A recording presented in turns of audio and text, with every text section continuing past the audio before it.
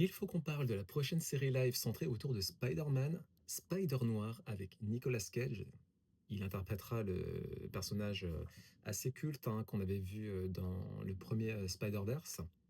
Du coup, il ne s'agit pas de Peter Parker, c'est Ben Reilly et on a affaire à un Spider-Man beaucoup plus âgé, beaucoup plus cynique, hein, qui, est très désabusé, un détective privé dans le New York des années 30 et qui est totalement en noir et blanc. Ce qui fait que la série, elle aussi, sera en noir et blanc. Il y aura une version couleur, proposée, mais bon, on s'en fout, hein. La direction artistique, le positionnement, c'est du noir et blanc, c'est du polar, donc effectivement, on est parti sur ça.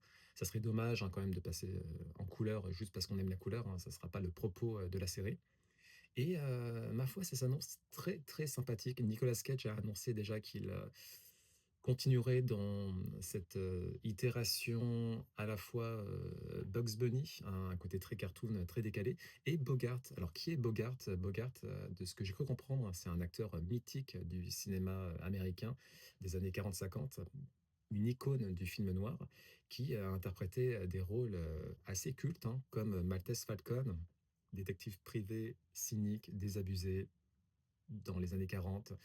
Casablanca, très connu, hein, pareil romantique, un peu blasé, voilà, qui parle peu mais qui frappe juste.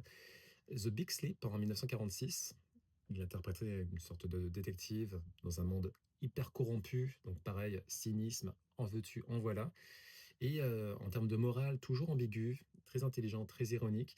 Ça peut être sympa en termes de discours, en termes de dialogue. Là où j'ai des craintes, c'est le fait que ça soit une production Amazon. Amazon, je suis vraiment pas fan, hein. Moi, dans mon classement, des applications streaming, on a HBO en top 1, hein, qui est en termes de production value très, très bon, écriture, casting. Ensuite, juste en dessous, je mettrai Apple TV qui fait énormément d'efforts, en termes de réalisation, en termes de production, en termes de casting d'ensemble, en termes d'idées, en termes de concept. Pluribus, hein, dernièrement avec, le showrunner, de Breaking Bad, Vince Gilligan. Et après ça, voilà, il y a Disney+ qui propose des choses sympathiques, hors univers, Marvel, Disney et cetera. Après, vraiment, c'est très compliqué. Il y a Netflix qui fait des trucs mièvres la plupart du temps. Le gros avantage de Netflix, c'est surtout, son contenu, qui va dans tous les sens. C'est un très gros catalogue, mais en termes de production pure et dure, ça fait longtemps que c'est devenu fade, hein, Netflix, hein, j'aime pas du tout.